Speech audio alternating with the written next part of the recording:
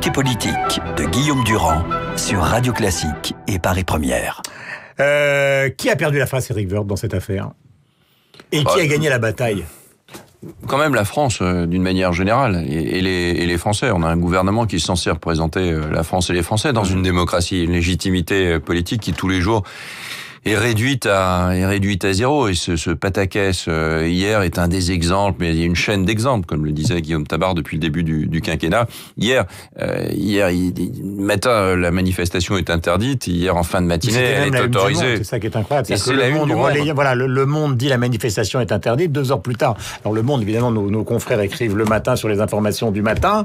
Et puis donc après la réunion où finalement sont reçus Philippe Martinez et Jean-Claude Mailly, tout change au milieu de la journée, enfin au tout début du début de la journée. D'ailleurs, ça montre que, le gouvernement dit, mais non, on n'avait pas vraiment interdit le matin. C'est faux. J'imagine que les journalistes du Monde n'écrivent pas n'importe quoi sans vérification, et que le préfet de police de Paris, il prend pas ses décisions tout seul au petit déjeuner, en train de boire un café. Évidemment, c'est une concertation avec l'ensemble du gouvernement. Donc c'est des ratés monumentaux, parce que c'est des ratés qui entament encore plus le manque d'autorité du gouvernement. Si on essaye de décrypter avec quelques heures de recul, il y a une évidence, c'est que tout le monde sait, y compris les journalistes qui ont vu récemment Manuel Valls, qu'il était radicalement contre l'existence de cette manifestation et radicalement contre l'existence de négociations supplémentaires. Donc ça veut dire que François Hollande lui a dit maintenant ça suffit. Je pense que le gouvernement est aussi... C'est pas simplement une petite réunion avec les syndicats qui a... Il y a un revirement du président. Il y a division dans la majorité et division au Parlement, il y a division au gouvernement. Voilà, et je pense que entre Monsieur Hollande et Monsieur Valls, les choses ne vont pas bien. L'un essaye de montrer qu'il faut une très grande rigidité. Oui, il y a eu un désaveu du Premier ministre. J'imagine que le Premier ministre, il souhaitait interdire cette manifestation, et je pense que le préfet de police, il a évidemment suivi l'avis de Matignon, ou il a pris des instructions à Matignon, et puis derrière, le président a dû changer d'avis ou attendre la dernière minute. Enfin bref, tout ça, c'est une histoire depuis le début, ce texte. Je vais pas refaire depuis le début l'histoire du gouvernement, mais sur ce texte, depuis le début, c'est un désastre. C'est-à-dire que le texte n'est pas le bon, le 49.3 n'est pas la bonne méthode, et l'expression démocratique est muselée, et donc crée de la violence. Vous le disiez tout à l'heure, c'est un problème pour la France, mais est-ce que justement pour détendre l'atmosphère, parce qu'après tout, il va bien falloir gérer cette affaire, il faut renoncer au 49.3 et dire on va faire une discussion parlementaire classique quand ça va revenir à l'Assemblée? Mais c'est le gouvernement qui décide de l'emploi ou pas du 49.3. Moi, je pose la question à vous, j'ai pas le gouvernement. Moi, je préfère qu'il n'y ait pas de 49.3. 49.3, c'est un peu comme les ordonnances d'une certaine façon, c'est-à-dire que vous laissez pas la majorité, ou en tout cas le Parlement, discuter. Donc ça veut dire que la discussion, elle se fait ailleurs. Vous savez, si vous mettez un couvercle sur une casserole, il y a un moment donné, ça explose. Et ça a explosé dans la rue. Donc il faudrait qu'il n'y ait pas de 49.3. Et sur un texte comme ça, c'est un texte difficile, mais ça veut dire que ce qui importe, c'est la manière dont il est préparé, c'est la manière dont il est expliqué avant. S'il n'y a pas d'explication avant, ça crée... Et puis avec une majorité qui n'est plus du tout majoritaire, avec un François Hollande qui est affaibli, le mot est faible, voilà, ça ne peut pas fonctionner. Et il y aura un 49.3, à mon avis, à nouveau, parce que c'est monté tellement fort en pression que quand le texte va revenir à l'Assemblée nationale au mois de juillet, il y aura de nouveau un 49.3 et de nouveau un psychodrame. Mais est-ce que vous considérez que Manuel Valls peut quand même rester? Parce que Guillaume Tabar disait tout à l'heure, il ne peut pas sortir parce qu'il est affaibli. En même temps, la situation, pour lui, devient assez intenable. J'en sais rien. Nous, on prépare l'alternance, si vous voulez. J'ai du mal à expliquer ce que peut faire un gouvernement aussi inexplicable et aussi incohérent. Et ça se voit dans les résultats. Et on a beau dire que les résultats économiques sont meilleurs, c'est vrai. Les résultats sont meilleurs que l'année dernière. Mais enfin, en même temps, ils sont bien moins bons que la plupart des autres pays. Si on faisait un championnat économique de l'euro, on serait perdant. On n'aurait pas été qualifié en 8e de finale. Le gouvernement, il aurait perdu. Donc, on n'aurait pas été qualifié, on n'aurait pas passé les poules. Et c'est pas affaiblir son pays que de dire ça. C'est la réalité, c'est-à-dire le suivi de ces politiques aboutissent à un affaiblissement réel, constant, total du pays. Il faut rompre avec cette logique et c'est l'alternance. Soyons équilibrés. Pourquoi Nicolas Sarkozy a changé d'avis? Parce que lui aussi, ça a quand même un problème. Il n'a pas du tout changé d'avis. Il s'est exprimé pour la première fois sur le sujet. Non, il n'a pas changé d'avis. Il n'a pas changé d'avis. Il peut y avoir une discussion entre ceux qui ont parlé. Les propos de Nicolas Sarkozy avant ou ceux d'Éric Ciotti il y a encore quelques jours, c'était... Non, mais d'Éric Ciotti, des miens d'ailleurs aussi, ou de Guillaume Larrivé, ou d'autres, mais pas ceux de Nicolas Sarkozy.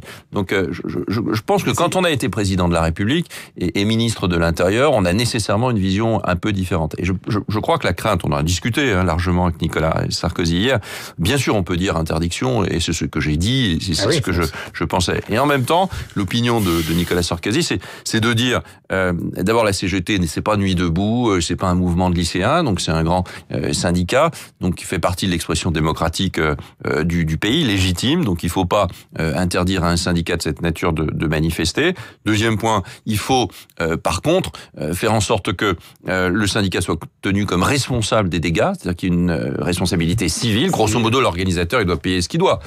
Et il faudra qu'il le fasse et il faut attaquer. Et deuxième point, je vous explique. Et puis deuxième point, l'interdiction d'une manifestation, il faut être capable de le faire, il faut être capable de l'interdire. Lui pense que on n'est pas capable d'interdire une manifestation de cet ordre-là, et qu'à ce moment-là, la démocratie, il y a rien de pire qu'une démocratie bafouée et des instructions qui ne seraient pas suivies. Donc c'est quelque chose de à la fois responsable et crédible. Et puis vous étiez pas d'accord.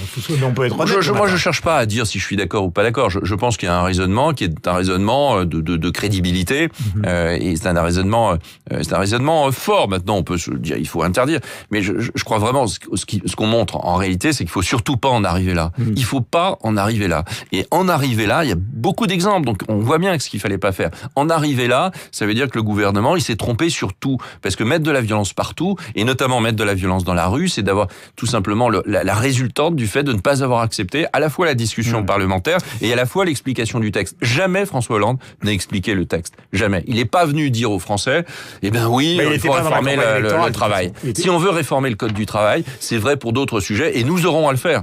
Donc on regarde ça de très très près. Il faudra réformer le code du travail. La loi El Khomri, elle est maintenant, c'est terminé. Elle n'intéresse plus personne. Elle sera votée en catimini ou au 49-3 dans des circonstances tragicomiques. Mais c'est pas ça qui réformera le code du travail. Donc il faut aller réformer le code du travail. Et il y a bien d'autres sujets sur lesquels quand c'est difficile, il faut beaucoup expliquer, et il faut pas essayer de mettre un mouchoir sur l'opinion des gens. On parle beaucoup évidemment d'économie avec vous ce matin, de droit du travail, mais ce qui est assez frappant chez nos amis britanniques, c'est justement que finalement les questions d'identité sont centrales. C'est-à-dire que si on regarde toutes les enquêtes de l'autre côté de la Manche, qu'est-ce que répondent ceux qui sont favorable au Brexit? Au fond, la prospérité économique, l'Europe, la coopération, on s'en fout. Ce qu'on veut d'abord et avant tout, c'est être britannique ou anglais. Je caricature complètement, hein. Mais ça veut dire que ce sentiment-là, dans un grand contexte migratoire, on va l'avoir dans la campagne présidentielle en France. Il y a des gens qui vont dire, finalement, la prospérité, c'est moins important que l'identité. Aujourd'hui, notre pays n'est et vous allez être confronté à ça. Oui. Aujourd'hui, on n'est plus vraiment fiers d'être français lorsqu'on regarde l'image qu'ont les étrangers de nous. Il faut qu'on retrouve la fierté d'être français. Et je pense que les Anglais ont aussi besoin de cela. Et puis l'Europe a fait tellement d'erreurs, a montré tellement d'impuissance sur des sujets majeurs qu'on a envie parfois de renverser la table. Et pourtant, il faut pas le faire. Et pourtant, il faut croire en l'Europe. Et croire en l'Europe, ça veut dire la transformer et la refonder, comme on dit, de façon très très importante. C'était pas possible avant. Avant, on pouvait s'exciter sur sa chaise, sur une tribune, à une émission de télé. Les autres n'étaient pas d'accord. Aujourd'hui, la plupart des grands partenaires européens sont d'accord sur ce constat. Il faut refonder l'Europe. Quand Nicolas Sarkozy est allé rencontrer Angela Merkel il y a quelques jours, c'est des sujets qui sont venus. C'était impossible de parler de ça avec les Allemands. Aujourd'hui, c'est possible. Je suis allé à Berlin il y a à peu près un mois ou deux avec Luc Châtel. On a discuté avec beaucoup de nos collègues. On s'aperçoit que les Allemands aujourd'hui sont aussi en train d'évoluer. Et donc Brexit ou pas, j'espère qu'il n'y aura pas Brexit. Parce que ce serait une catastrophe. Parce que par exemple sur l'immigration, on voit bien que vous et Madame Merkel, Nicolas Sarkozy et Angela Merkel, vous n'êtes pas du tout d'accord. Attendez, Madame Merkel, elle a géré ça avec les Turcs, sans opinion, en catimini, sans prendre l'opinion de François Hollande et sans l'inviter, ce qui est en soi absolument incroyable. Le président américain, il est venu à un moment donné regarder tout cela.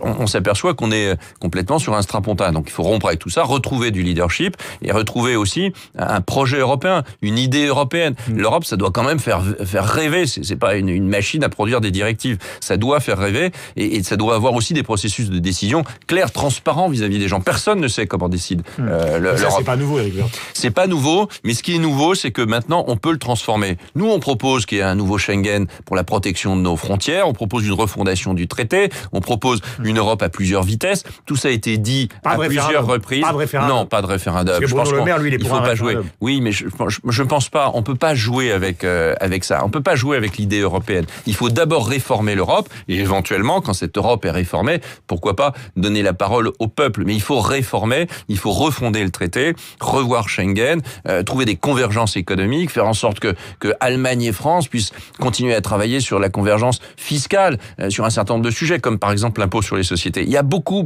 à faire. Tout ça était impossible avant parce que beaucoup, et notamment les Allemands, voulaient pas bouger. Aujourd'hui, je crois qu'ils ont compris qu'il fallait bouger pour retrouver la puissance en Europe. Éric Woerth était notre invité sur l'antenne de Radio Classique et donc de Paris Première. Merci, bonne journée à vous. Merci.